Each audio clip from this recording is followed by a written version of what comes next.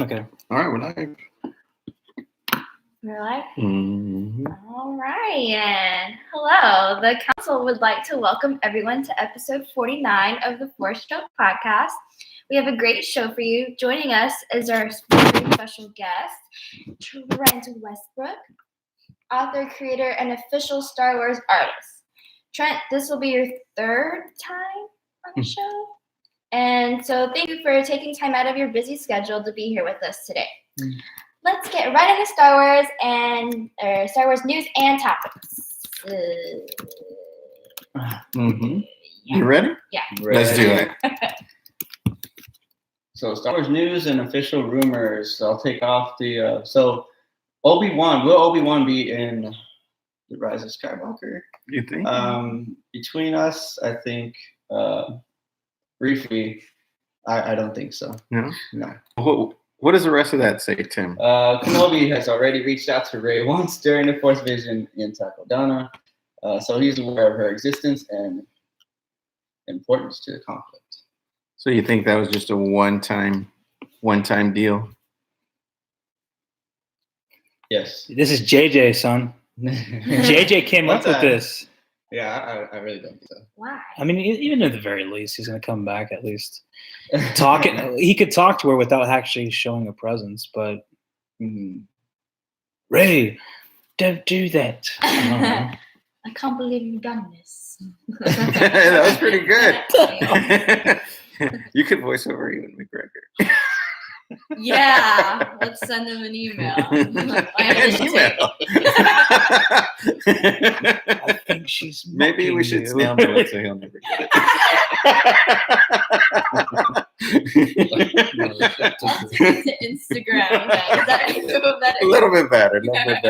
Let's make sure it's the check mark Ewan McGregor. So Tim, you say no. No. That. What do you think, Izzy? I mean, I don't understand why he wouldn't. Mm-hmm. I mean, I don't think it's his choice. I mean, that's just my opinion. yeah. But I think he will show up. I mean, hasn't he like blatantly said like, I'm waiting for a phone call? Yeah. I mean, not the exact words, of course, but Mm-hmm. He's ready to roll. Yeah. When- Tim says no. Cut it. oh my god. So why do you say no, Tim? I'm curious. Well, that interview, just that interview, and I think he's a genuine person when he answers. Except for there was like one question I remember he answered. It was like, okay, he has to be part of it somehow. Mm-hmm. But what would But at what level? I mean, that Force Vision, Mhm. probably the most we get out of it. But I mean, if being a genuine person, if the answer were to be yes, what was he going to say? I really wish I could answer this for you, child. You know what I mean? Like, how can you be genuine and not give the truth out? You know, it's all about. And it can also be like the uncertainty of it. Like, he wants to say yes, like that, but He shot a bunch of scenes for episode 9, not realizing he But was in episode 9. but now like it's not official. Like Deleted scenes. they gave him like concept art of like maybe some clips of shots of like what the movie would look like in certain scenes, Mhm. and then here's one scene where we have Obi-Wan appearing. We would like you to play it, but it's not official yet. So just throw it out there. If that's the case, then you know what it's going to look like?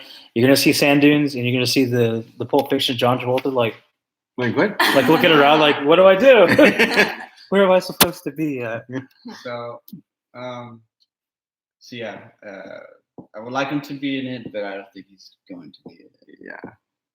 So. And I'll go on to say that Ewan McGregor can't seem to escape questions about his possible return as Obi-Wan. There are also several rumors about his spin-off Obi-Wan movie and or streaming series, but could plan to be something else entirely, like an appearance in the finale.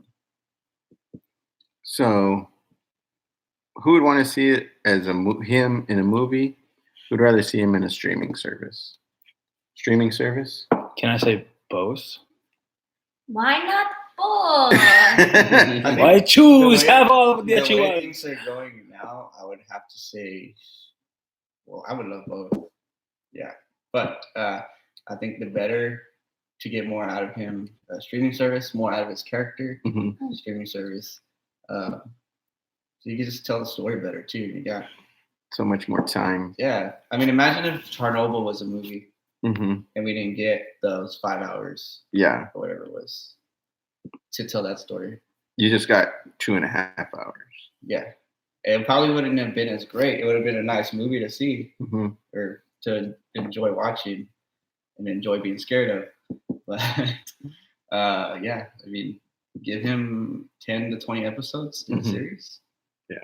What are your thoughts on that, Trent? You said you'd rather see him as a streaming service for an Obi-Wan, kind of like opening up his story more, even though we've seen him in Rebels, and a little bit in the Clone Wars, right? But it seems like everybody just genuinely loves his character. I know I do, and I know Trent, he's your favorite as far as heroes go. What are your thoughts on possibly seeing him in a streaming series opposed to a movie? I would just hate to see any character of that magnitude be wasted for just a few seconds or Yeah, a little bit that's of kinda time, Mhm. where you can spend so much more time in a series, really getting a really good story, a rounded out story Mhm. for a particular character that I think deserves it. Yeah. And I really feel like that particular character, he definitely deserves that time. Mhm. I would just hate to see something where it was just a wasted second. Yeah. Yeah. Don't bring somebody into a story just for the sake of it. Mhm. Do it for a really good reason. Yeah.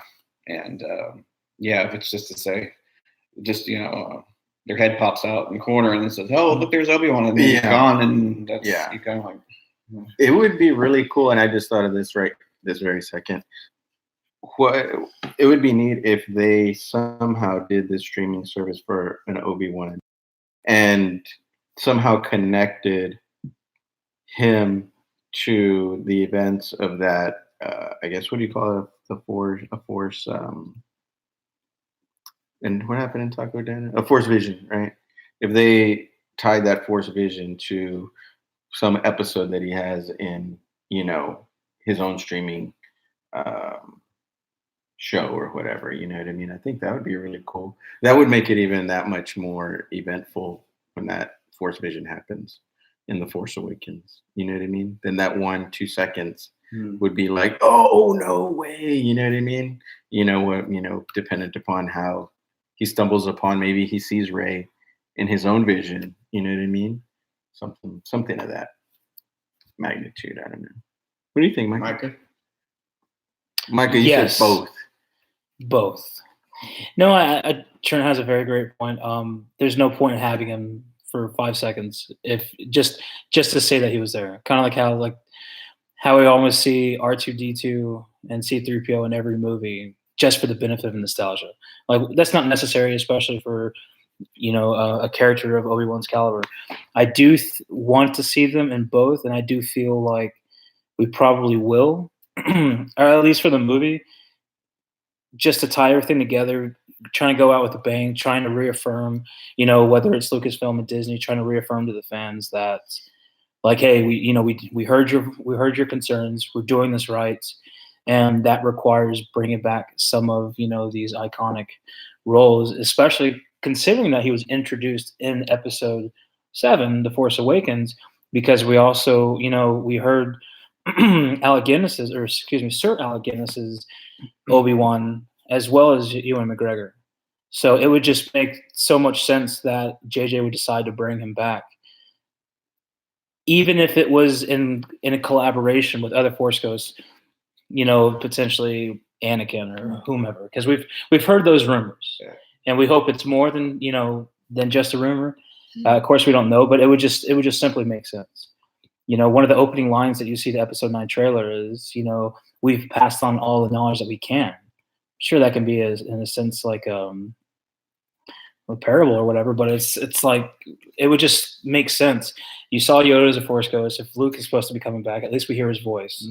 It would just make sense that you bring back who you possibly can for, again, the finale. For as far as we know, for the future's sake, this is the last we'll see of the Skywalker lineage from 1 through 9. So I just do it right, go out with a bang. Damn it, I better see him, please. So The entire council and Anakin's not there. oh, that'd be jacked up. Well, I mean, Anakin's part of the Take a council. seat. Maybe As he comes as the Force Ghost, take a seat. Like, Obi-Wan will be there just to simply to tell Anakin, like, you are part of the Force Ghost Council, but you are not a good guy or something. I don't know. Something ridiculous. Well, I think we all want to see Obi-Wan, whether it's in his own series, a movie, or some kind of cameo. I just You know what I would want to see him in his series, but I just don't know if they'll give him his own though. You know, Mhm. I mean, because it would probably be like a limited. They kind of wanted thing. to. We'll get to that later. Well, I mean, I get that they want to, but I mean, even then, like, how much can you really tell? Like, I mean, I know he was a hermit, if you will, on Tatooine, but if it's really for the sole intent of watching over Luke, there can't be too much that we hadn't seen that's already been in Rebels. So, like, if they did, it would probably be just like a season, maybe. And I don't think Disney's really wanting to do that. I don't know. Just from because I've seen A New Hope so many times. You know, when Obi-Wan Kenobi first, when we say quote unquote, meets Luke. He has amnesia. Well, it seems like Luke knows who he is, unless he just knows from people talking about him. You know what I mean? But he's like, Ben? You know what I mean? It's like, so, I mean, I don't know. Maybe he's had run-ins with Luke prior to them in A New Hope. You know what I mean? He's a creepy old guy. How's Luke doing? Get away from us, old man. Just see him walking outside of the kindergarten. Oh, Want some God. candy, Luke? Okay, now the next topic. Aunt Beru comes out, you son of a gun. Oh my gosh, you're crazy. Hey, All right, Micah, you're up. here, let me pull from this quick. All right, You didn't warn me it was the next one. I'm sorry. No, I'm good with that. All right, so Luke might have to be a Force Ghost in Episode 9, but is it time to do something new with the Force Ghost concept? Hamill has discussed the possibility of playing a quote-unquote frightening spirit, which he stated could be fun. So, Izzy, Frightening? Is frightening. he like ugly or something? I don't think you can make Mark Hamill ugly. Could you? Frightening. Like, oh, Joker, frightening. Oh my God. He said, come on, Ray. I don't know. I'm just kidding. But why frightening? Can he possess Rey? Well, let me see, because Luke's final words to Kylo Ren were, "See you around, kid." Might this be kind of a final taunt? So, if so, could we see Luke haunting Kylo as he struggles leading the First Order? Oh, okay. So spooky, yeah, kind of. So maybe something like that. And Mike, also Luke might have to be a Force ghost, which I don't know if you mean that he might still be alive. I don't know what you're talking about there.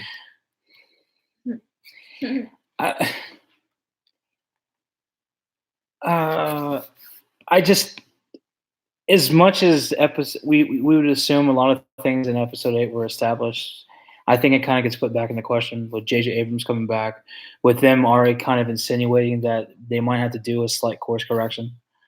So I don't think Luke is necessarily alive, but then again, I mean, it could. No, I don't know. You don't know. Just watch the damn movie, guys. What do you think, Tim? I don't know. I'm just thinking, like, is Luke, like, what can Luke do to piss him off or to, like, haunt him? What can he possibly do? Mm-hmm. I mean, Kyle's the type of guy that would just get angry and destroy everything around him. Maybe He's gonna be that's the destroying point. stuff in the absence of trying to destroy him, but he can't because he's a ghost. I would see, like, the only thing Luke can do is use his words, Mhm. right? He can't really move anything.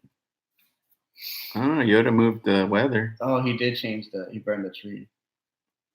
So, he could mess up some things. And, I mean, if he had that level. Not to sound contrarian, but I do want to back up my dude Kylo Ren. Ben became Kylo Ren because of Luke. So he's already kind of portrayed as a bad guy. Why would they decide to I make feel that? like Why would be, they solidify turning that idea the though? Force into like bad guys, like not the Force, but like these Jedi's into bad guys. If Luke's over here doing that, so I got it. Robots with Luke's face on it. What? Clone Wars? They're all, I don't know. I'm just kidding. Yes. The Terminator. Come back to kill you, nephew. So that you think it would would be be really abusing his power just to change the order of things. Mhm. What do you think, Izzy? Would you want to see Luke haunting Kylo? You see Luke trying to like test his powers to try to make things happen. 'Cause, Could be. you know, Could. Yoda's already accomplished over time. Mm-hmm. I just think it's In what way? What do you think? like I don't know. I just could never like see him like being spooky or like Yeah. haunting somebody like that, even Mhm. if it's like to make a point or whatever. See that penny against the door like in Ghost. I guess. I guess we're gonna see Kylo doing some pottery. With his helmet. Then Luke comes behind him.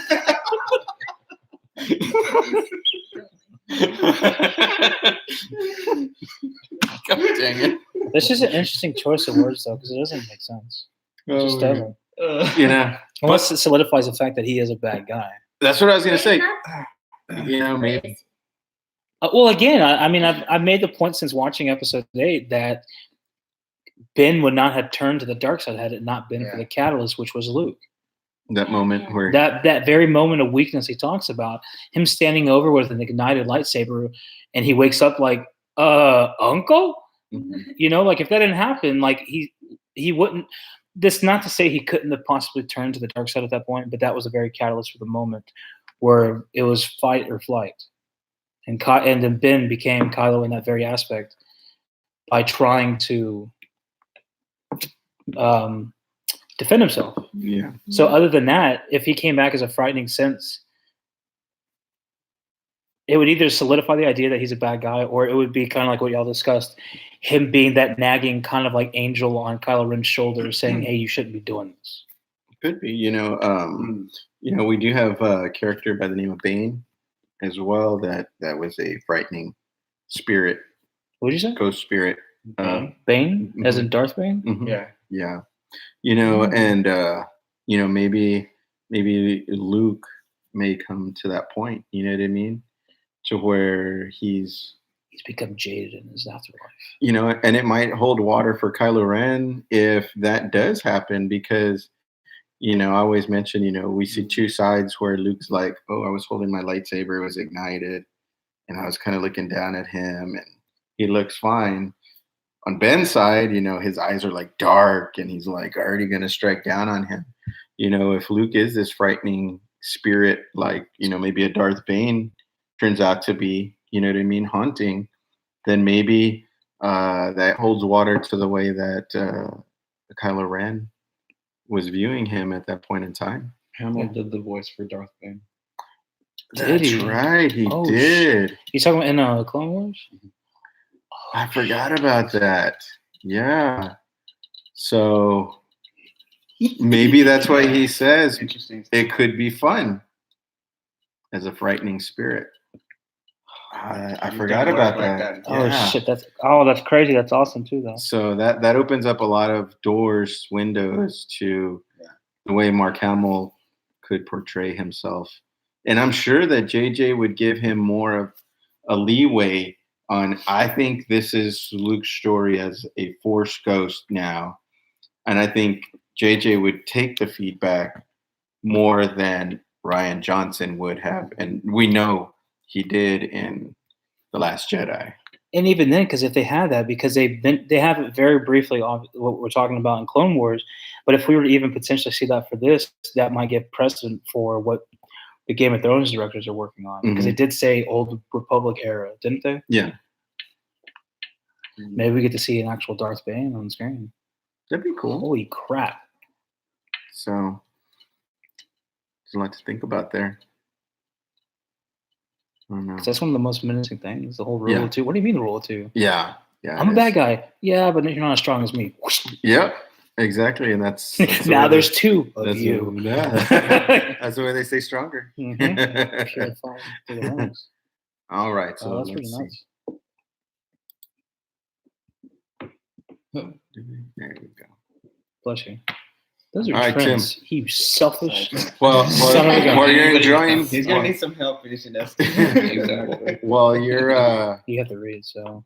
while you're enjoying your treat, Mhm. you got the next news, Yeah. official rumor. Right. Do it. And Tim, this is a one that you requested. So yeah, I guess Yourself. it happened briefly because we talked about something like this. Yeah. On this subject before. Now, Tim, do it right. You mentioned this We're talking. topic that you were talking about. There was a video to it. I couldn't find it. Okay. So I kind of from the interview took a few of the phrases. Yeah. And so if you can read them, but if you'll do it in Ron Howard's voice, please. Thank you. Yeah, I don't know. You have glasses? I need glasses. So we've He doesn't touched have on this glasses? before, but more talk swirling around about toxic fans. Ron Howard recently said Solo was probably my biggest opening personally. It was still disappointing to them. I think those are the hardcore fans.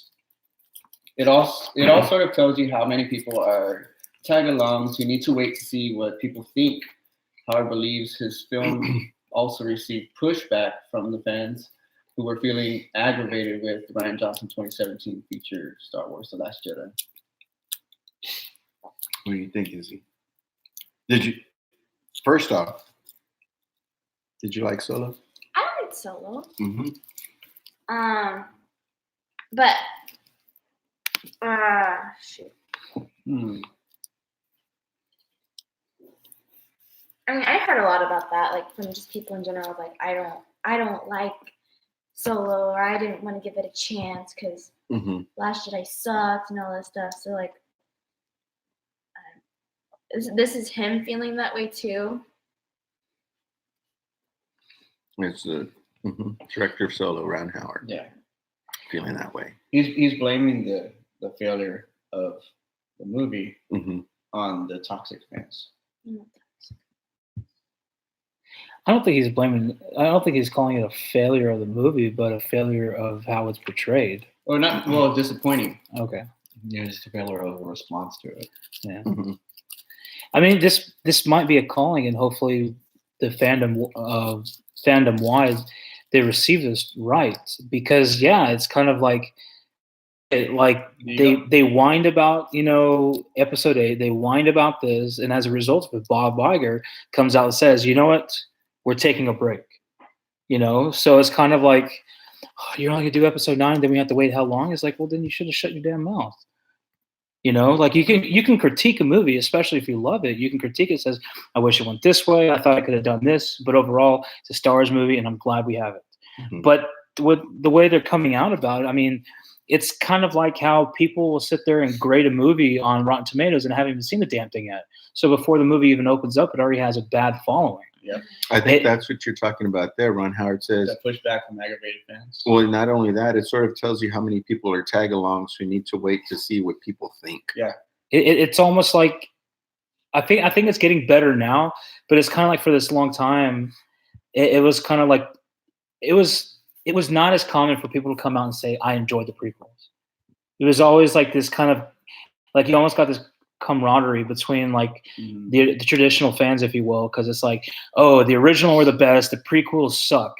And it was only until the sequels have started coming out that people have learned to appreciate the prequels almost. Mm-hmm. And it's like, look, if you like the movie, that's fine. If I'm talking to someone who doesn't like the movie, that's fine too.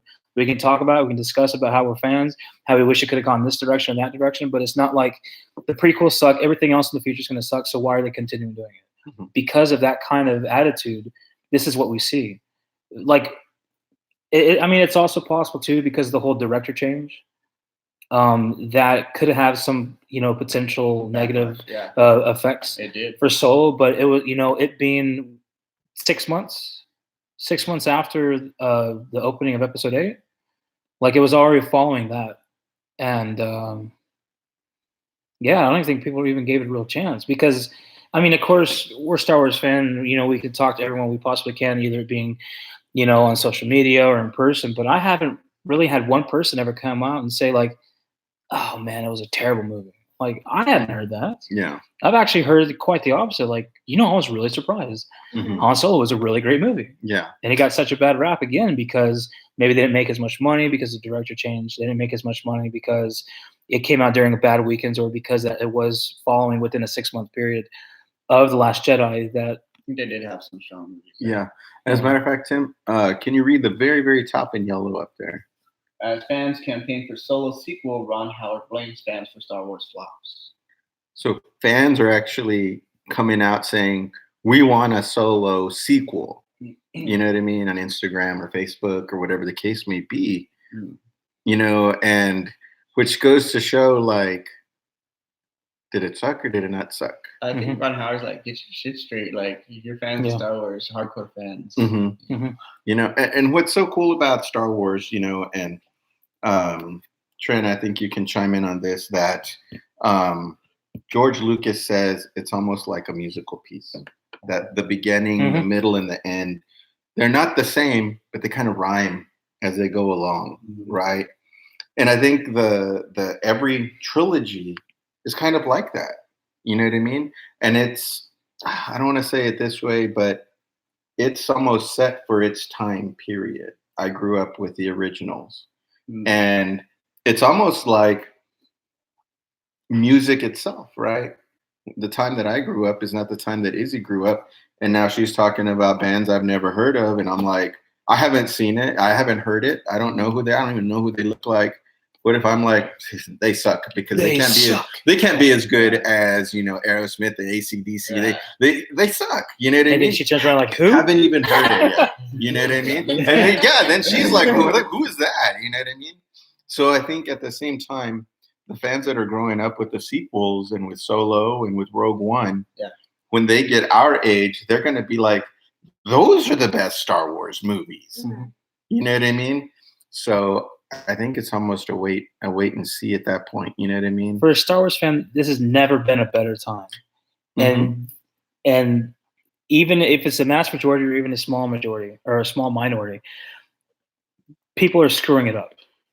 This is like one of the best times. Disney takes over. They start making movies. They start making movies, a continuation with the lineage that we had.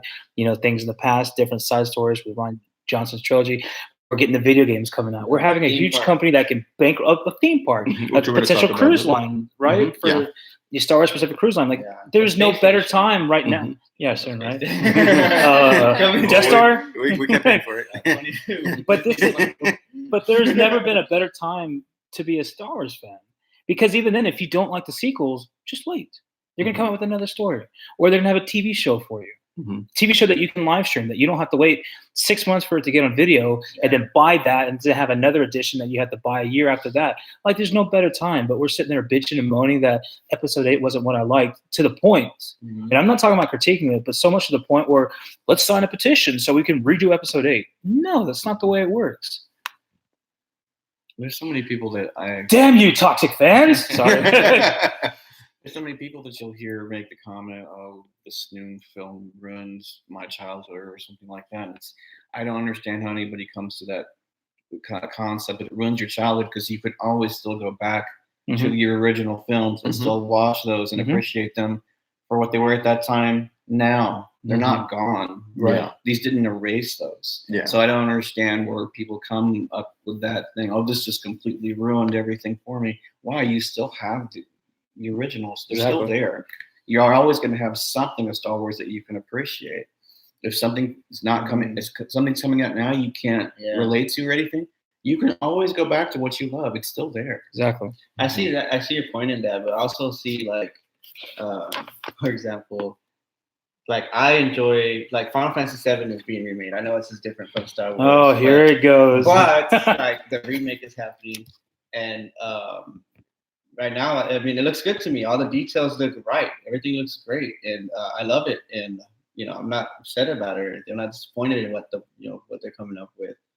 But which makes me happy. Okay, it makes me happy that I get to enjoy this again, all over again. Just kind of, it's brand new. It's for this generation, and that's what I want to see. I want to see this next generation appreciate this was my masterpiece when I was a kid. Mm-hmm. You know, and then to see them come out and play almost the same game, and then become their like, wow, this is masterpiece. Tim, And this generation to see it back to back. are you saying that they need to redo A New Hope? No. Okay, bad example. Let's go to Sonic. Tim's like that. I can't do this Sonic. It ruins like your childhood. It's like, no, that's not Sonic. So you know, you want to see the next generation enjoy it too. Like not just yourself. Like you want to enjoy this new Sonic, but you're like, this doesn't feel right. I think time though is what tells if that's going to happen or not, because it's like we were discussing with the prequels. Yeah. At the time the prequels came out, it was almost a thing to be this camaraderie, say we hate them, Mm-hmm. and now all of a sudden there's an appreciation for them. And probably the same thing. There was probably a group of people back when the original trilogy came out. They're all probably saying the same thing also. Mm-hmm. Yeah, the majority of us were there with it, but there was probably a group out there that didn't like it either, and over time learned to appreciate them as classics. Mm-hmm. So I think it takes time for that to happen, for people to go back and realize that actually was a really good film. Yeah, that's a very good point. And see, we got a comment. Whiskey Luke says, I appreciate Jar Jar. I appreciate you for your honesty. Well, you know, I think a lot of people Especially appreciate Darth Jar Jar. Film. Jar You Jar know, Jar. I mean, and Ahmed Misa Best. gonna kill you. Sorry. Ahmed Best, who plays Jar Jar Binks, got a lot of love at this year's Chicago Star Wars celebration. Which you is know a what I great mean? turn for what he actually got Yeah, when Yeah. the movies came out, just after the movies came out in his Yeah. personal life. yeah, absolutely. You know, I don't think a lot of people remember what the intention of that character was by George Lucas. That character was made for children, mhm. and people need to realize not everything is going to be pigeonholed into a particular thing for one group of fans. Yeah. George Lucas has opened the door wide open at that point, Yeah, and they need to remember that. Yeah, he was at that point making something that it wasn't just for the classic Mhm. fans. He was trying to also bring in a new generation. Mhm. He was trying to cater to a new generation so that they'd have something to enjoy. Yeah. People need to understand that about the characters like that. yeah. The Jar Jar. You know, the first time that my wife saw the Phantom Menace, you know, she was already in her mid 30s, I think, and when she first saw Jar Jar Binks, mind you, she's not a huge Star Wars fan. She showed us a lot of support by letting us do this and other things surrounding the podcast. But, you know, really the first time she had sat down and watched The Phantom Menace with me, she kind of giggled when Jar Jar Binks was on the screen. She's like, he's kind of funny. You know what I mean? Because, I mean, first time watching it, not a huge Star Wars fan. And she's like, he's kind of cute. You know what I mean? So, you know, there's, I'm sure, a big Jar Jar following out there. People really enjoy his character. You know what I mean? Jar Jar So- uprising. The Jar Jar uprising. Yes.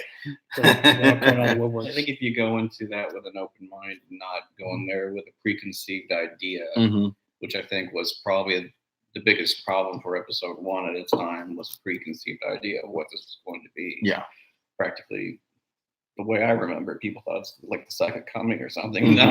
Yeah. If you don't go into a movie like that with a preconceived idea and just try to enjoy it, much like Solo, Mhm. you'll actually find something that you can enjoy out of that film. Yeah. Yeah. The same thing with my wife. When we all as a group went to go see Solo together, and she was there with us.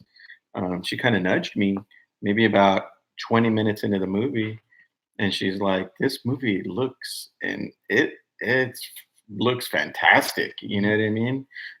You know, so to me, I think it was the cinematography and just, you know, Mhm. the way it was shot, and, you know, the flow of the movie. You know what I mean? For her, you know, and that's her not being a Star Wars quote unquote fan. You know what I mean? Just, you know, kind of a bystander of it. So And honestly, within the little short amount of time that Ron Howard had to remake we've talked about that. that Yeah. film, and I think he had to they filmed about 80%. Mhm. We had to refilm 80% of that film and do that into such a short amount of time. Mhm. I mean, that's the caliber of the film that came out is Spectacular. there. Yeah. And he It's still there. hit his deadline too. Yeah. Yeah, he met his You know? deadline and everything. Yeah. To Yeah. do all that within that short amount of time Yeah. is astounding. I wonder if he would have had, I brought this up before. What if he had the whole amount of time? Oh my gosh. I think he did a wonderful job as is, but imagine if he would have had that whole time, you know what I mean? To really go Polish into, everything up. yeah, you know what I mean? And he's a student of George Lucas. Yeah. I mean, he was he was an American Graffiti for Yeah. George Lucas. They have a very close knit. Mhm. So I'm pretty sure. And I know that he brought George Lucas onto the set for Mhm. Solo and everything to get his feedback and everything. Yeah. So you probably could have gotten something really amazing out of the whole thing if he just had the time. Yeah. You know, Absolutely. but to do what he did in the short amount of time he had, it's an astounding movie. It Yeah. really is high caliber. It's just I think a lot of people didn't want to give it a chance. Mhm. Absolutely. You think if they paid him enough, he'd do the sequel? I don't think Or it's would he about wait money. on the fans to see what they? Well, he's not worried about what their preconception of it. Right? I honestly feel like Ron Howard did it out of his love for probably George and Mhm. and the original movies, Mhm. because you can kind of see that he took a lot of care when they rewrote this movie and Mhm. reshot that movie. I felt. Mhm. I don't think Ron Howard's about money. I think it's Yeah. honestly about the quality of what Oh, this Star is Wars. going to be. Yeah. Yeah. 'Cause he's got the money. He's got the money. You know Yeah. what I mean? It's not always about money, Yeah. Tim. Jeez. You I know. like how he says, Solo was probably his biggest opening personally, Yeah. but was still disappointing to his fans. Yeah. Well, like Trent said, 500 billion his or whatever it was. his 500 connection to Lucas, his connection to Star Wars, for him, yeah, I mean, I could see him saying that, man. For me personally, he was really, thinking, this is my best that I put out there, you know what I mean? And I think, maybe it left a bad taste in his mouth, that maybe some fans didn't care for it, but I think, like Trent said, give it a little bit of time. Some of us have said, give it a little bit of time. And who this is catered towards, which Star Wars is catered towards, Mhm. the young and the young at heart, give it some time. And then when this thing may eventually become a classic also. You know what I mean? There's so many movies from the 70s and 80s that did not get a shot because of bigger opening movies and things. Big Trouble in Little China. Oh, yeah. Well, I think about More of that. 1982. E.T. basically ate up everything Yeah. at the box office, but you had all these other amazing movies that were coming out, like John Carpenter's The Thing. Yes. Blade Runner, and all these other films that were like phenomenal. Classic, yes. And now those over time have been recognized as these classics, Mhm. and people are returning to those movies. Yeah.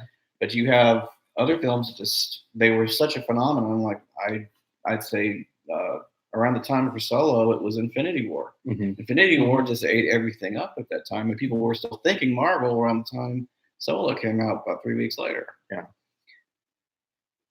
Over time, those films will finally, luckily because of Blu-rays or whatever the new medium will be next, Disney stream.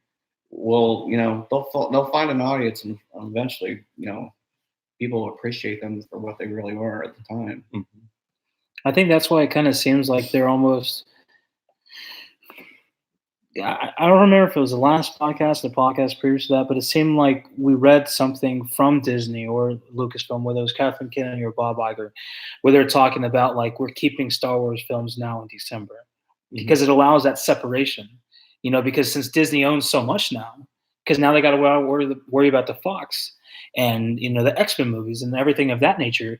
It's like they have so much real estate, they have to give the appropriate time passage to allow these things to develop, especially these huge iconic ones, Star Wars, and then you got the Endgame for the Marvel aspect, but you just have to give it in its appropriate times because maybe that's what they're worried about releasing episode 7 in December. Because I remember there being a conversation that Abrams wanted it pushed up. Mhm. To me. And it just didn't happen.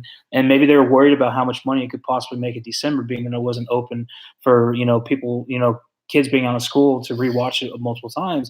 but it's still like it broke so many records, didn't it? Force Episode 7? Awakens is still The top one, right? Yeah. domestic film of all time. And I think with that success, that success is carried, realizing, okay, maybe we can own December as far as a Star Wars franchise. So December, you're gonna get your Star Wars movies, and then the summer there'll still have to be this debate between, they'll sprinkle in like the smaller Marvel movies in comparison to like the Avenger finale kind of aspects, which will still reign the beginning of summer. I like So- Star Wars in December. Yeah, I mean, it's kind of nice. I know they've always come out in May, but being that, I'm more than happy with them being in December because it allows them to get their just due, their just attention and everything, especially so it doesn't trample any of the other stuff going on. So, Good point. Good point. All right, let's see. What do we got next?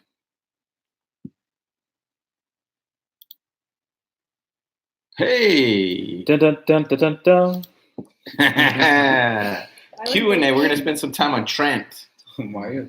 I started doing that, then started should- changing it. I was like, You no. should do all our sound effects. Yeah. Really? So Izzy, Okay. So Trent, what projects are you working on right now that you can talk don't Pass. don't hold back. Pass. You're like, okay, wait, let me see. There's this. Give a pen and paper. I'm basically working on Rise of Skywalker through September 30th at least. On various trading card sets and stuff like that. So that's pretty much nonstop through September 30th. Stranger Things. I have another Stranger Things project coming up in about a week. about? Oh, nice. Nice. So I'll be working on Stranger Things for my 4th time. Love that That's awesome. series. July 4th. I'm trying to think. I'm just finishing up a card set for a company called Viceroy, which is actually an artist's choice set. We actually got to do what we wanted, and people will get to pick our stuff. It's pretty cool. I enjoyed it a lot. And then It's okay. I got you. yeah, Just breathe. Here, take chocolate. things have just really suddenly taken off with a comic book I wrote back in 2011 called Corpus Christi. The announcement just came out 2 days ago. There's a proposed television series that is now being worked on Oh, look at Izzy's face. Whoa. for the Corpus Christi That's so comic. awesome. So That's awesome. I'm working on that with producer director Corey Boughton he's up in Manhattan. He's worked on a number of television shows, and he had a starring role in AMC's Making of the Mob. So putting all that into his hands, I have absolute faith in Corey. Corey is an amazing talent. So yeah. Take a Are pause. you allowed to tell us like a little bit about the Corpus Christi story, like what it's all about? Oh, sure. Yeah. It's basically about a vigilante that is taking the law into his own hands in Corpus, but it's not from the So Micah. it's not from the I'm listening. it's not from a crass point of view. He's not doing it as a bully or somebody. He's doing it because he's actually haunted by something that happened to him as a child, and he's basically, in his own way, trying to find some kind of redemption in himself by taking action in his own hands. Okay. And the way he does it is because he's haunted by visions of things happening to people in the future. Hmm. Oh, Interesting. wow. And so, with little bits that he gets from those visions in the future, he tries to go and prevent those crimes from happening. But Oh, that's pretty nice. a lot of That's other awesome. things then come into the picture for him spiritually, Okay. and especially with law enforcement. Yeah. So, and then So is this modern Corpus Christi? This is modern this Corpus Christi. That's Day. awesome. it actually takes place within the city. The comic actually uses landmarks of the city to tell a story. Nice. The city is almost like a character in the background as well, telling the story. So it came out in 2011 as an experiment that just broke out on its own, and went on to become a little over 200-page graphic novel in the end, with a soundtrack. And Hey, it sounds pretty good, man. It's so how many volumes do you have, or what is it? there's only volume 1 right now. I'm working on volume 2. While I'm trying to do Star All the Wars other work. and all these other things. So Mhm. but yeah, we got that. I think that's what's on the roster right now. I'm not sure what's going to happen after September, Mhm. but there are other things I've worked on that are coming out this year. Last time I talked to y'all was December. Yes. Yeah, it was like the middle of December, somewhere around there. Yeah, I worked on Batman, the DC That's right. universe, and that's coming out, I think, around the fall Mhm. from Cryptozoic, who has the license through DC Comics. And is for that, if people do want to collect and find those, is Target still going to be the best place to find your stuff? I'm not sure about the DC stuff. Okay. I'm pretty sure Target's going to be good for Star Wars. Yeah. And I think also Stranger Things. Okay. As far as the DC work, it's probably going to be more hobby shops Mhm. that are going to have those cards and Okay. everything that I worked on. Okay. Good. But I worked on that. That was pretty hard.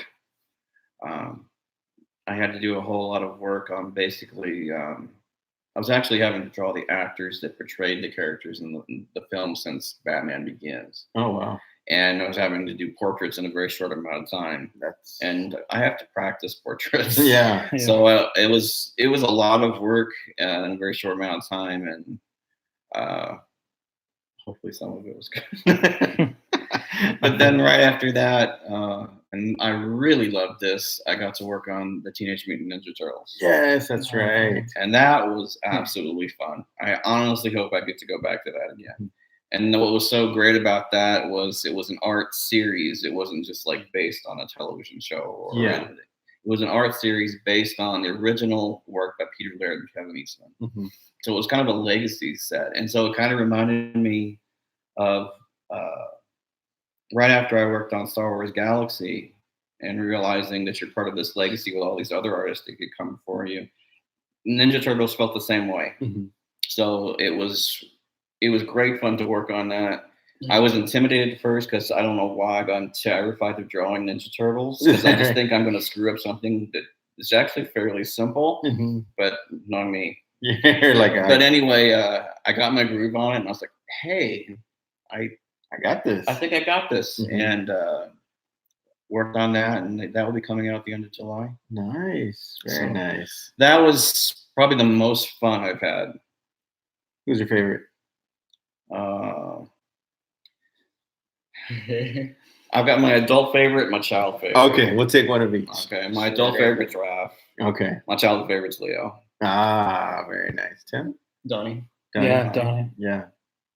Michelangelo. Mikey, yeah, I was gonna say Donnie and Mikey, but I'd say Every time that I'd go to the arcade, you know where they had the one with the 4, Mhm. the Ninja Turtle one? I'd always get the Michelangelo. I think I understood Raphael I love most the as a nunchucks. kid, but I adopted well, the older I got, Donnie the as more I well. liked Raph. Oh, is that right? Yeah. Nice. Leo is more who I aspire to be. Raph Mhm. is probably more who I am. That's too funny. like for me, it's the same for me because I don't know his attitude. I'm like being a middle child or something. It's like, why does everyone hate me? They So I feel like I'm Raphael. Like, Raph with- All right, let's see. real quickly, Okay. Casey Jones. who's looking at doing? Is it AMC for your? We don't have we're going through a process right now where what we have to do is Corey is coming up with basically a budget where he's doing all this research for Okay. location managers and getting all that in the state of Texas, Mhm. trying to find out where all these pieces are, so he can create a budget Okay. to then have as a proposal for investors. Oh, okay. That makes So sense. the investors will then work on that and basically create a pilot episode. And then from the pilot episode would then be shot out Oh, to probably through film festivals Mhm. for somebody to pick up and take them. okay. Excellent. So that's the process right now. Yeah. Awesome. Yes. Yeah. Yes. Very busy. So I think going back to that question, is he more like, what are you not working on right now? Yeah. Well, while you're here, you can work on. I'm Hershey's working Kisses? on this bucket of kisses. Yes. Micah, you want I'll get the next question. So, Trent, I know you talked a little bit about the Teenage Mutant Ninja Turtles, but what kind of projects excite you the most at this point in your life right now? I guess anything where I could contribute. More creative. Yes, more creative where I can contribute something. I'm not just basically doing some form of repetition. Um, the Galaxy set that I did for Star Wars, getting to do those paintings, which were basically my interpretations Mhm. of scenes and kind of almost an emotion when you look at those particular paintings. Yeah. That was much more inspiring to me than just say, hey, we need you to draw a whole bunch of stormtroopers. Yeah. Which Or you were saying like The Walking Dead, like here's a whole bunch of zombies. yeah, here's a whole bunch of zombies. So Yeah. Here's if I draw any more First Order stormtroopers, I don't know what I'm gonna do. You know the First Order very well. And yeah, I do. And I'm about to have to do it again. Oh goodness. But that was probably the most fun and inspiring to me because I got to do something that was more reactionary for me Mhm. and put something of myself into that Yeah. and what those things meant to me, Yeah. how I felt about those things. Mhm. And the same thing was like when I was ever working on the comics, I was actually getting to say something that I felt, or it was something more of myself Yeah. than just basically creating product. Yeah. Mhm. So those have been the most exciting things for me, probably. Excellent. Excellent. Ooh, Tim, you might have to get that for me there. Yeah, what? See if it'll respond. But Yeah, you just hit enter. Not There that we one. go. Tim, you want to take that?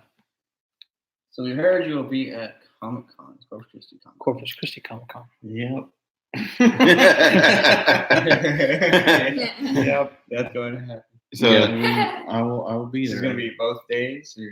I'll be there both days. Yeah, they reached out to me about, I guess it was February, and I was kind of shocked because they said they had a whole bunch of people actually requesting me, Mhm. and I was like, okay, who are they? I need names. Like, can you count them on 5 fingers? And, who are they? And no, yeah, they asked me to be a part of the show, and they've had me do a little bit of art for them and stuff for the show. I don't know exactly how it's going to be used or anything. Mhm. It was fun getting to do a little bit of that in my spare time when I had some spare time. Mhm. Right. They had me do a piece of War from Star Trek. They said do something for the show that would kind of be reflective of the show. And I was working on DC at the time, so I was trying to find little moments from working on DC to get that in there. And I've always wanted to do paintings of people skating and things like that because I love skating. And I was looking at their logo, which has the palm trees and the surf and everything in it, and I was like, "Well, it'd be kind of cool to do surfing." So I put "Wharf on Surfboard" Nice. busting out of the logo, their existing logo. So I'm not sure how they're going to use it. I think I saw it on a button or something. That's kind of cool. I thought it was kind of fun. Yeah, very nice. Very nice. Will you have anything exclusive that you're table? Oh yeah. Like, hey, Oh yeah. exclusive. The voice goes. I'm not excited. Tim, are you crying That's the too? best kind of stuff. I'll have copies of the Corpus Christi comic book again Mhm. for obvious reasons, Mhm. now. And at the Cheddar same cheese. time, one thing that I had been working on just right before I got the Star Wars job, I was actually working on a toy line that went with the comic book. Mhm. And I'm actually going to be selling off some of the prototypes for that toy line with the comic at the show. So I'll have that. I venture off into all sorts of directions. So That's good. Merchandise. Merchandise. Yes. Spaceballs t-shirt. That's right. Spaceballs with flamethrower. The kids love it. What do you do? What do you do? You slap a sticker on it. Or you slap a sticker on it. You slap it. You pack it. You sit it out. But I'm excited to get those out. A lot of people have been asking for those for a long time. So I'm So excited. maybe we'll see your character in the future on Pop Funko. Mhm. Oh, that'd be awesome. Yeah. Maybe, maybe one day. I don't know. I'm trying to be extremely conservative of what's happening with the TV show right now. Mhm. I'm not going into this with any expectations. Right. I know exactly how these things work. That a lot of things get started and they It's don't. kind of a wait and see. It's a wait and see thing. You got to see if anybody's got that interest to make this thing happen or anything. Mhm. And I honestly don't have all the energy to put into that because I have so many other things going on. So I'm putting a lot of my reliance on Corey, who I totally have faith in that he, if it can happen, he will make it happen. Yeah. So yeah, that's how I was really hesitant and actually nervous when we were going to put out that. I'm still nervous right now. When we put out the press release, Mhm. because I was like, well, if it never does come out, there's always going to be some people saying, oh, they never got around to it or it felt. But I want people to understand, I think the thing about this that I appreciate the most is that somebody has enough enthusiasm for something I created Mhm. to take it to try and take it to this level. If it gets to that level, that's even better. Yeah. But I'm honestly just humbled by the fact that somebody actually appreciates something I've done and wants to take it that much further. Yeah. Yeah. That's awesome. It Yeah, really is. I couldn't ask for anything better. And if it happens, fabulous. If it doesn't, I'm fine. Mhm. Just knowing that people care enough about something I've done Yeah. means the world to me. And what's cool is, there's different mediums as well, just take, I'm going to take Todd McFarlane, for instance, his main character Spawn has been, animation. It's been, comic book. It's been a movie. They're talking about another movie, here in the near future. So it's like, if, let's say this continues on and it may even grow to something different, or it may grow to something else and go in a different direction. You know what I mean? It's very exciting. You know what I mean? Being fans of yours and your artwork and just of you personally, because it's great to know you. You're genuinely a really great guy. You know what I mean? Thank you. But just to see, this kind of, like you said, attention brought to something you created, it's exciting for us as well. You know what I mean? It's a great step, man. Yeah. Step in. It's like you think you're tired now. Wait 5 years. Yeah. You're like, thank you, Mike. I appreciate that. He's like, sleep. Even if it doesn't work out and you get the final cut, Yeah. on the show, like if you get to that point, I think it's so great that you have this opportunity to get here. Yeah, absolutely. Even if it does get filmed and ends up just being on YouTube for free or something, awesome. Yeah, right. Go check it out.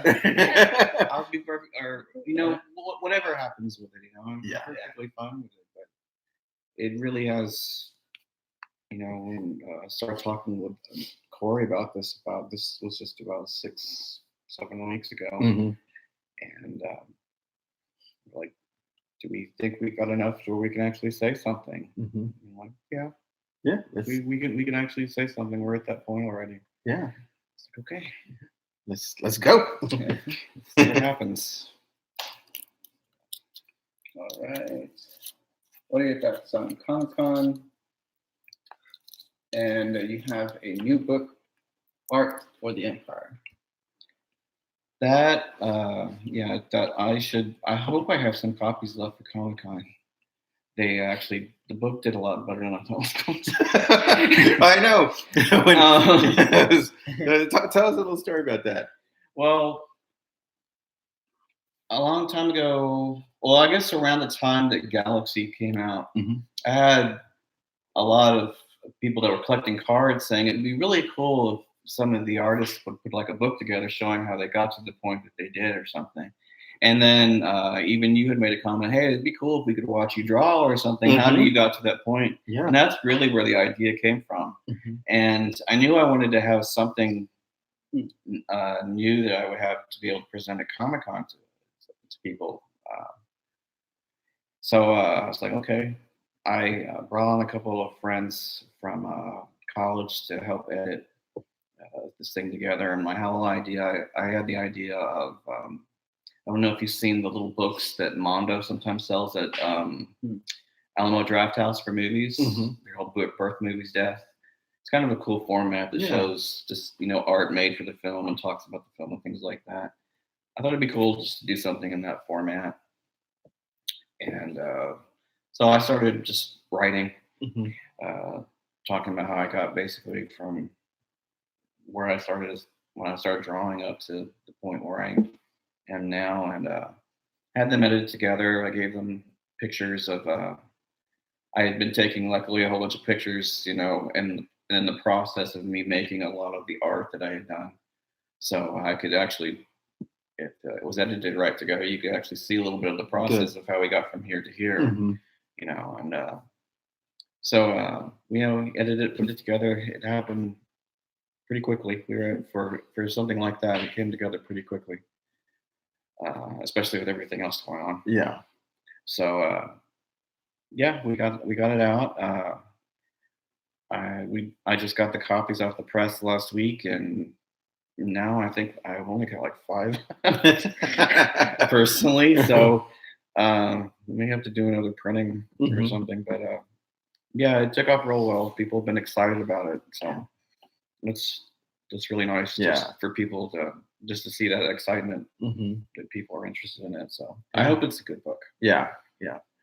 From what I saw when you posted, especially, the cover and the quality of it looks very good, very, very good. Thank So, I love the way it's just, the way the lettering is. You know what I mean, with that piece of Vader that you did, very sharp. Like I think I said that on one of your posts when you posted. I was like, "Oh, that cover is sharp. It looks good. It really does." Thanks. Mm-hmm. Ready for the next one? Yeah. Sure.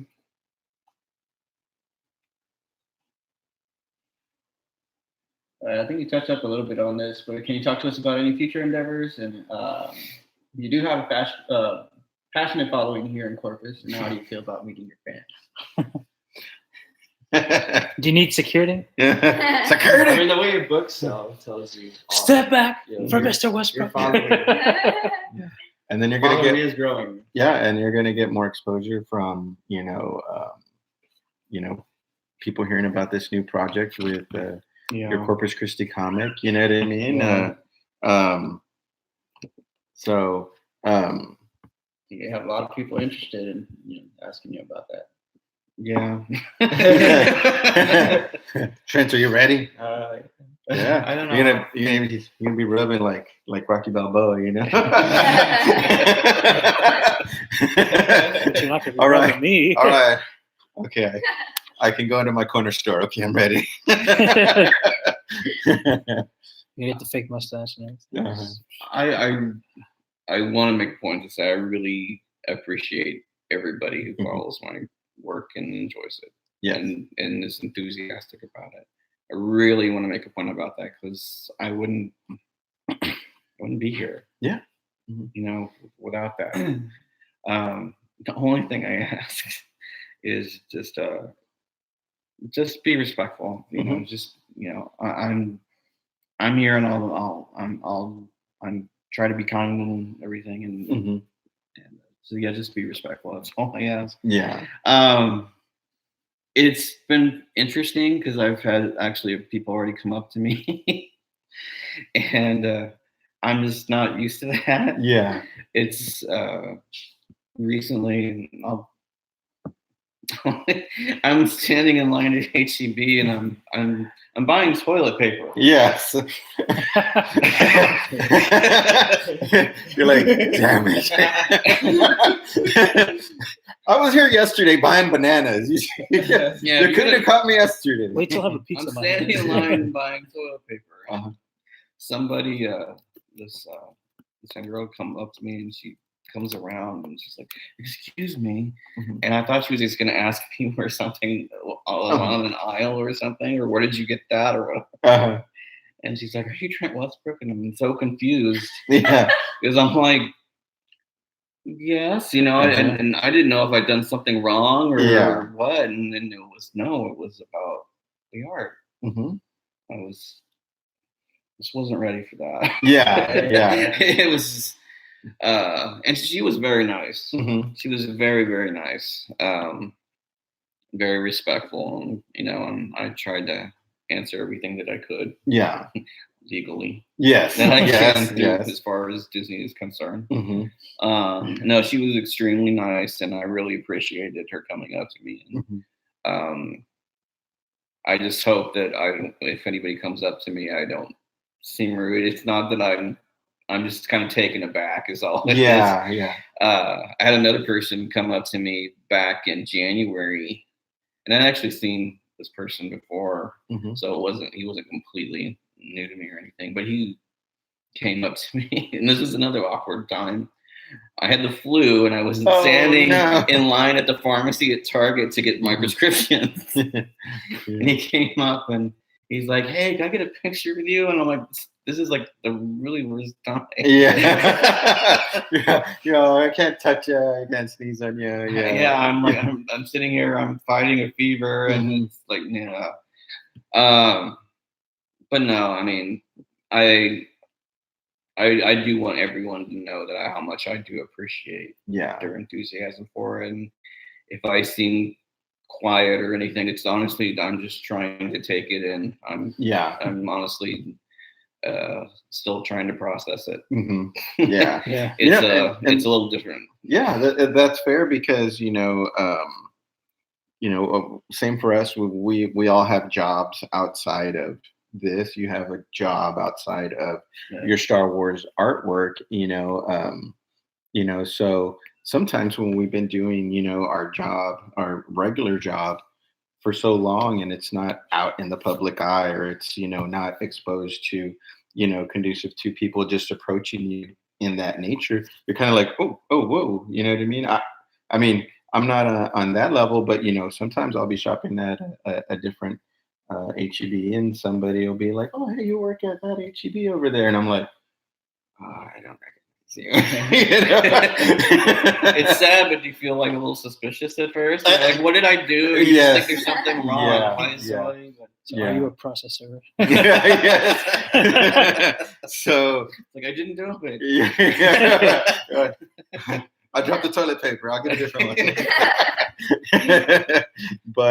But I could see that happening to you more and more. Here in the coming future. You know what I mean? So just like if they're respectful, it seems like you'd be fine to answer a couple of questions, and that's really awesome, to take your time out of your day just to do that for your fans, and us being fans, we appreciate you coming out here and spending time with us today. You're actually you're actually kind of like, you came to your fans and said, "Hey, I'm going to give you about 2 hours of my time."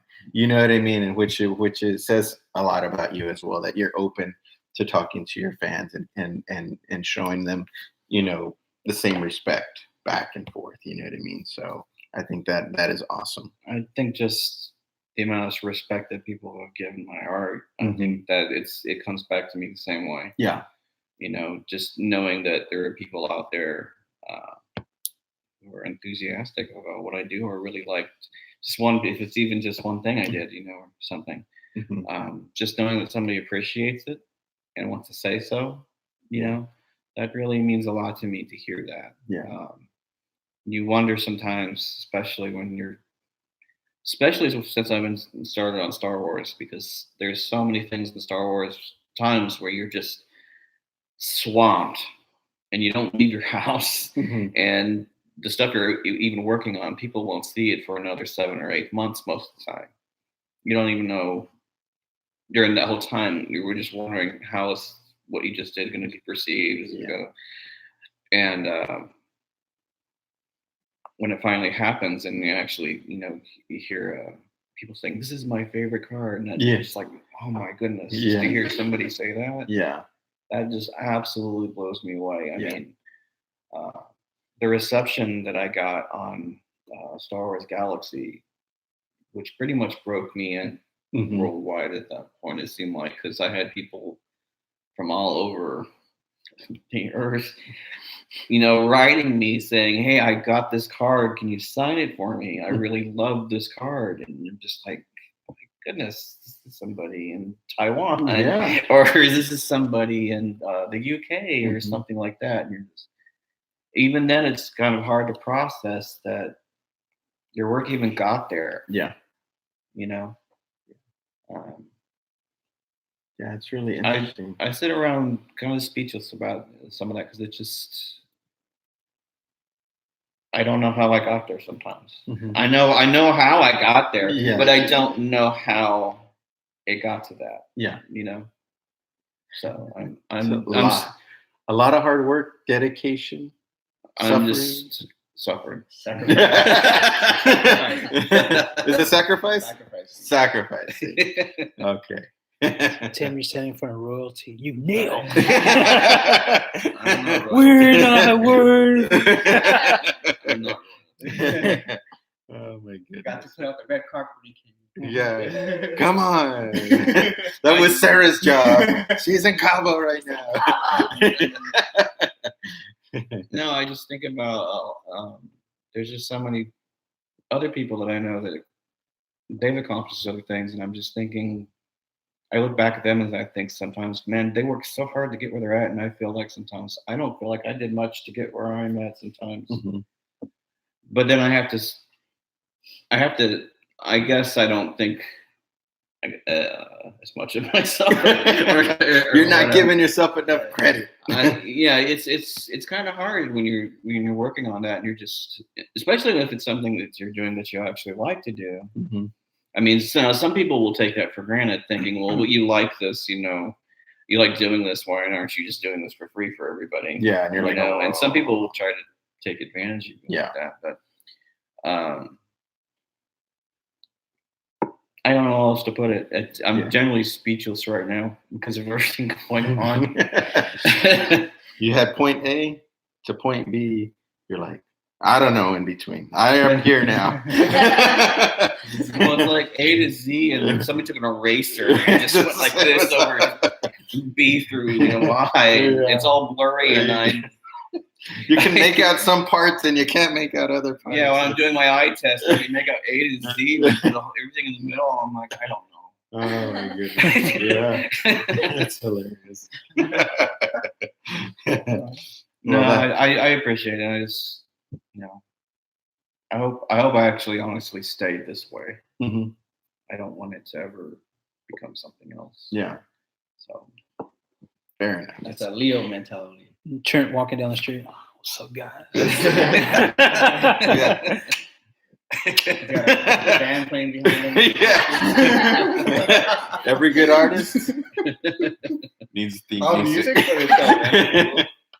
Have someone follow me with the speaker. Yeah. Oh, that was the thing the other day. There's somebody just let me know that there's this group the other day on Facebook. Mhm. Yeah. That freaks me out. And because everybody at work's like kidding me. They're like, "Oh, Trent, you actually have a cult following." Because they're and it's amazing how far they go to like just find some of the stuff I've done in the past. Yeah. Like the other day, they actually found some of the music that I've written for the comic, and they were posting that, and I'm like, how long has it been since I've been out there? And they managed to find that and go get it and bring that back up. I was like, my goodness. And also to hear just their enthusiasm about it. Mm-hmm. And then also just to hear them talk amongst themselves about it, which was kind of funny, you know? Yeah. Like just for that one song, one of the girls was like, I don't know if I like this. It sounds creepy. And the other guy's like, no, I think it's awesome. And they're going back and forth, you know, like basically talking about, like, we're talking about Star Wars. Yeah. Right here. Exactly. And but then realizing, wait, they're basically talking about your work, yeah. And it's like, you know, it's just so strange and to see that, but I can't, you know, I can't appreciate enough their enthusiasm. It's just amazing. Yeah, it absolutely is. I gotta hear this music. Tim is a music fanatic. What did you play that you had created this? Was this like a music maker thing? Oh no, I used to play like bass guitar and electric and everything. Wow. So you put together all of this work, like you did your own piece with the guitar, your bass guitar. Yeah, I just did one piece at a time and everything, and I actually did it at Trinity Studios here in Corpus. That's awesome. And, yeah, I keep coming up with all these different ideas. I want to do music for this, and I want to do toys and things like that. So I had intended actually. I was actually inspired by James O'Barr, who created The Crow. Oh man, I love that movie. And I got that has a cult following too. Yeah. Well, a lot of people realize is that his original comic book had a soundtrack completely from a group called Trust Obey. You could actually buy the hardcover book, and it had a soundtrack that was made just for the comic, not the movie. It was just for the comic book, and it actually played to particular parts as you were reading the comic. Yeah, I've always been inspired by that, and the more I got to talk to James and everything over time and learn about it, I just got more inspired, and I wanted to do it. So I had intended. It's my first time hearing something like this. I had intended to write basically a song per chapter. I got basically the first chapter done. I haven't got to finish the other 6 that I've done so far. So, but yeah, I intended to make it to where you had the comic, and then you would actually have songs that would accompany each chapter, which kind of gave you a different point of view from the character's point of view of how he was interpreting the things going on around him. So, yeah, I got the first song done. It ended up being in 2 parts. And yeah, I want to return to that one day and get that. That's on my agenda one day is I'll get that done. But I still am working on volume 2, so I still got to get that done too. That's pretty You need piano, right? man. Yeah. I mean, I got to get back into playing it, but I'll pick up trombone again. You have a ska track. There you go. It was fun. I mean, and it was really nice. Monty Montana really responded to it. Mhm. And there was a point in time where he was playing it on the radio almost every Sunday. Wow, that's kind And of so awesome. that was cool. And people were finding out about me from a completely different point of view. Yeah. And at the same time, it C101 created. Monty Montana, right? Yeah. C101. Yeah. Mhm. Yeah. And so it created an even bigger buzz. Okay, there's this, band out there, which was just me. And then you had the comic, and then people were going, oh, wait, the comic goes to this. It was like, your chocolate's in my peanut butter, my peanut butter's in your chocolate. Yeah. People were like coming together with that. So it created even a little bit more of a buzz around the title back then. Yeah. It's like Nutella. Mm-hmm. Yeah. Yeah. No, I think you said that Reese's peanut butter cup. That's, Yeah. that's what I heard, and that's really good stuff. So Tim's a Nutella kind of guy. That was my brother. Yeah. He's a Nutella kind of guy. I'm the Reese's peanut butter guy. But yeah, it's just I get real if I'm not doing something creative, and I'm just sitting still, I get real like I gotta be doing something. Mhm. So I'm always trying to find something different to do, and that was one of the things I did. Then later on, the toys spawned from that and things like that, and I was learning how to make molds and sculpting and all that kind of stuff, and kit bashing things. Wow. So Well, that's interesting because when Izzy gets bored, she takes a nap. Well, yeah. Interesting segue.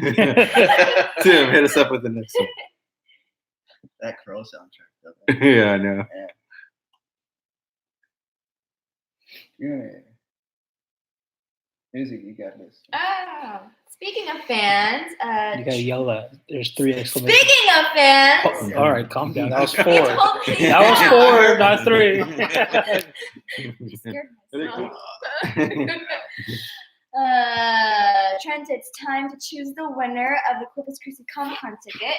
So, you please choose a number between 1 and 100, and let's see who the lucky winner is. so just pick any number. Wait. Any number. Wait, 100? 1 through Between 1 100. and 100. okay.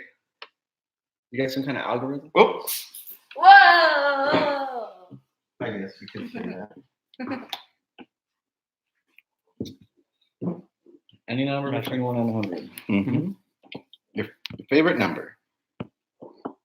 That's not my favorite number, but I'm gonna go with something with Star Wars. 66. Woo! 66. Execute order 66. So this is a Facebook. This is somebody from Facebook. She goes by Jane11, and her profile pic is actually 11 from Stranger Things. I think I've seen her on the. Yeah. Okay. So Jane11, you won tickets to Corpus Christi Comic-Con. All right, very nice. So we'll message her, private message her, or direct message I her. thought we were doing 4. Are we doing 4? Yeah, well, because there was a total of 8. There's Yeah, 4 Saturday tickets and there's 4 Sunday tickets. yeah, because the way we established it was, I think, 2 Saturdays, 2 Saturdays, 2 Sundays, 2 Sundays. So it'd be 2 each for. Okay, so 2, 2, and 2. Or do 2 to 4 or 2 to 2. I don't know. It's 2s all the way down. 2's all the way down. Yeah, just because it gives it a more opportunity. Like this person wins and they can bring a friend and they can go the same day. It's not like 1 Saturday, 1 Sunday. Okay. It's 2 Saturdays, 2 Saturdays, 2 Sundays, Sunday. Oh, okay. So you can start. I mean, if you want to do first one, or first 2 are Saturdays, and then the last 2 can be Sundays. I'll let you, Tim. You're our. So You got the tickets, so I'll let you. I'll give you the winners. You sell the tickets, right, Tim? I do. You didn't sell them? No. There's a pause. Yeah. We've had trouble with this in the past. I thought It's a those were- viable question. I thought those were mine. All right, so let's go 1 through 100 again, except for 66. Okay. 7. Number 7, that's Alex Hernandez. Alex. Come on, guys. Come on, guys. All right. So those are the 2 Saturdays. Mm-hmm. Well, 2 for 2 Saturdays. So Saturday. All right. So Now we're doing the Sunday drawings. the Sunday drawings. So any number 1 to 100 except for 66 and 7. 97. 97. Oddly specific. That's going to be Jose Duran. Yay! 2 Sunday tickets. Actually, Jose was a guest Yeah. on our show. He's from the Super Film Bros. Film Bros. Yeah, and they've shown some support, and they share some of our stuff too. So So excellent. All right. So then one more number. Which number was it? 97. 97. Okay. And then one last number from 1 to 100 except for 66, 7, and 97. The 92 Cowboys Super Bowl champions. 23. Go away. 23. That's going to be Andre Charles Jones. Yay! All right. There we go. And he was number what? 3. And he got two That's LeBron James. Sunday tickets. All right. So, Tim, I'm going to have you give that to you. So you can private message or direct message these guys. Okay. I think you can find most of them on Facebook or Instagram. And so you can tell them how they can get them their tickets, whether they have to get them will call or whatever the case may be, or if we can get them to them by hand. Cool. Yeah. Thank you, Trent. Appreciate that. I'm sure our fans will really enjoy the time here at the Corpus Christi Comic Con.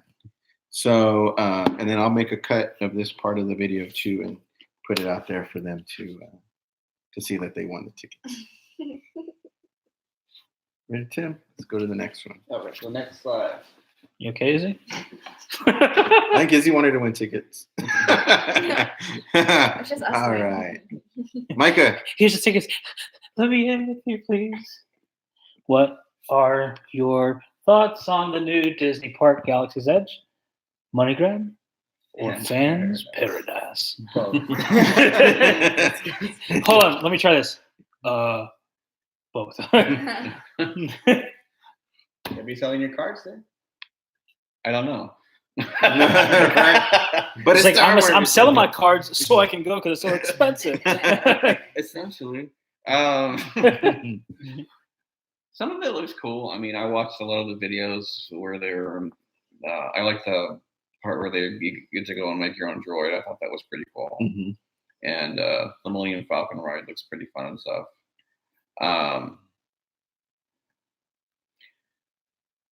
I'm kind of 50-50 on it. I'm not on a rush Mhm. to get there. I'm actually waiting for the Tron ride to be finished, so I'll have 2 reasons to go. There you go.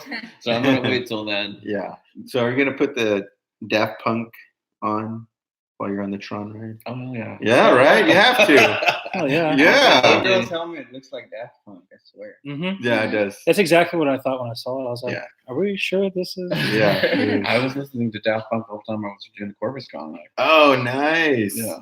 Yeah. And I love especially them. They're awesome. if you look at one of the covers of the comic, and especially when he's on the bike and stuff, I was watching Tron Legacy at the time. Oh, nice. I was inspired. Yeah, you the know, inspiration came from. Yeah. Very nice. but yeah, I'm gonna wait to. We to never get got one. that third movie though. It was like it's Mm-mm. supposed to be a trilogy, and we only got 2. Mhm.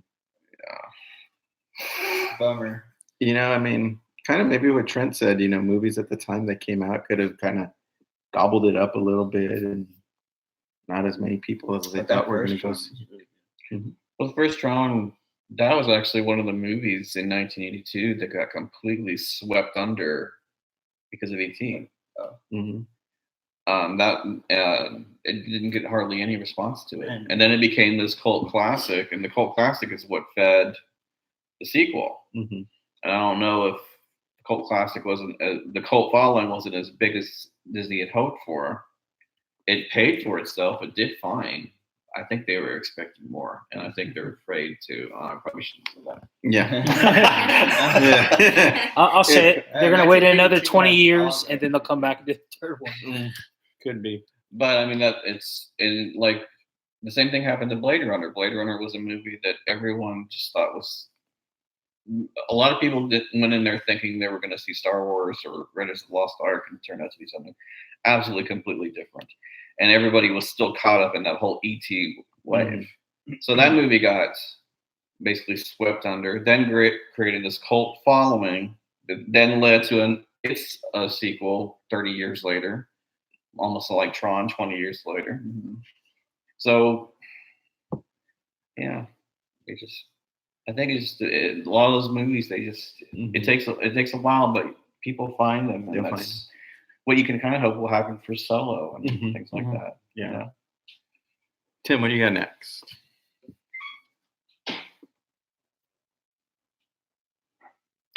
It's 3-3-1 time.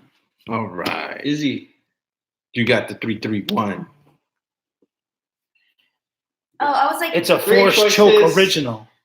3 seconds, 1 answer. oh, well, Have you forgotten? yeah. I actually was like, what? So that's why I put that there. So all you gotta do is read All it. right. Okay. We can't edit this. This is live. Oh, Yeah. No, I'm just kidding. this is awkward. Okay, Trent. You can only choose one. Which Star Wars project would you be most interested in? So enter one at a time, Tim. I was like, Right. we were. Mhm. Set. Go. Mandalorian. Oh, the Mandalorian. So you were given the choice: The Mandalorian, Knights of the Old Republic, and a Kenobi movie / series. Wow, look at it like goody looks on it. Well, I want to work on Mandalorian now. Right. I'm just like waiting and hoping that they bring some of us in for that. I really Yeah. want to work on that. Yeah. Like, I'm just waiting, for them to say the word. Yeah. So talk to us a little bit about that. Why the Mandalorian opposed to Knights of the Old Republic or Kenobi? Kenobi, I would feel intimidated by. Probably just because I love the character so much. I'm Mhm. afraid I'd probably do something that would screw it up. That was the first thing I felt as soon as I saw the thing. Kenobi, I felt immediately intimidated by. Knights of the Old Republic, I played the games, but I've never felt a connection Mhm. to them as much. It's not that I don't enjoy them or think they're neat for what they are, Mhm. but I just never had that kind of connection. Mandalorian, as soon as I see the helmet, I'm in. And it's probably because it looks like Boba Fett to me. Mhm. But well, not on a superficial level, but when I look at the story ideas that they've already showed us and where it's going, I am actually more excited about seeing The Mandalorian than I am actually seeing any of the movies coming out. Mhm. I'm actually more excited about seeing the television series, all the ones that they're talking about doing, Mhm. than the films. So it just seems like it has so many, from what I've seen in the trailer, and then all the things that came from Celebration and everything. It just seems like there's a lot of different directions you can go creatively. Yeah. And I like that. Yeah. I like that. It seems like, and that's one of the things that it's kind of hard on particular projects when you work on them for Star Wars, is some of them you're kind of pigeonholed, Mhm. and it's kind of like when I worked on like Last Jedi and stuff. It's like, okay, you've got all these sort of stormtroopers, and you've got BB-8, and you've got Kylo Ren. Guess what? You're doing it again. Yeah. Guess what? You're doing it a third time, and you get kind of just pigeonholed in doing that. And there's just not a whole lot of choices. That looks like it's going to give you a lot more choices and places to go. Mhm. And that's the only reason I'm excited about that. Absolutely. Excellent.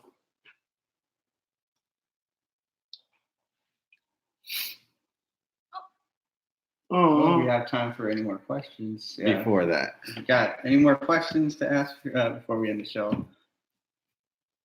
Marco, do you have anything? I think I do a pretty good job of interrupting Trent when he's asking questions to ask another question. I'm here. You got me now. Because he won't ask. What are you gonna Well- con me into well- supposedly saying now? He whispered it to me, so don't let him lie to you. What the hell are you smoking on? What kind of toilet paper do you use? The one with the bears on it. Oh,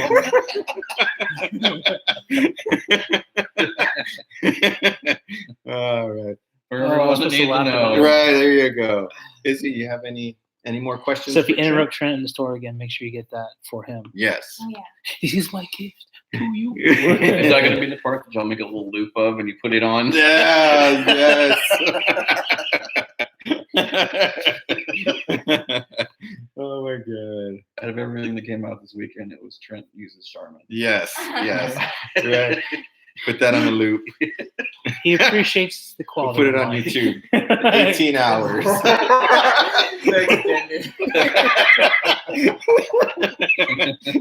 was that? 18-hour podcast? The one with the Bears. The one with the Bears. Tim, you got anything else? That's too much for Tim. I just request that in your ongoing work for the Corpus Christi work that you have, that you include Lewis's house as a landmark, Mhm. and it always changes every time you see it. Oh, that's awesome. Not that the house changes, but that the location changes. Wait a minute. I'll do my best. That'd be so awesome. Micah, besides the TP question, anything else? I was really scraping the barrel with that one, Lewis.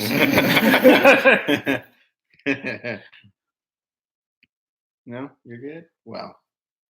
Usually, if I come up with something, I'm going to ask him. Yeah. I can't say to follow up on what something you're saying though. I know that Corey is going to be looking at the area to hire as many people locally as possible. Ooh, this is gonna be a big break. Yeah. Whether I don't know if we're gonna have something with extras or something like that, but that's Oh. something to think about. Alright. I know that that's one of the things he's focusing on, and we really want to pay attention to is to make it as local as possible, Yeah. and not just for Corpus, but also the state of Texas. Yeah. So Excellent. I knew Tim was itching for a spot. Just Mike is like, can it be a Wings and More so we can just be done? What the hell is that from? You're always asking to go there every time we leave. Cece's Pizza. Actually, I thought it was Cece's. Yeah. Cece's is big. Like, how do I get blamed for virtually everything? Wow. Yeah, wow. Wow. Well, Uh, I know your time is valuable, Trent. So we're probably going to call it a wrap. If nobody else has any other questions, we're going to have Izzy wrap us up. Izzy, I put a little bow on it for you, right over there. Okay, so thank you again, Trent, for spending your time with us. We know you're very busy. And the council would also like to thank everyone out there for listening, watching, streaming, following, commenting, subscribing, You, sharing, and liking you, the Force Choke and you. podcast. Woo. She's hyperventilating. Breathe, oxygen, head. This has been episode. Wait, why did it say 49. That's 49. Oh. Yeah. Oh, I was confused. Okay, this is episode 49. Thank you. Bye. And May, though. Force, not be with you. Oh, God. It's a Sith. She's a Sith. Awesome.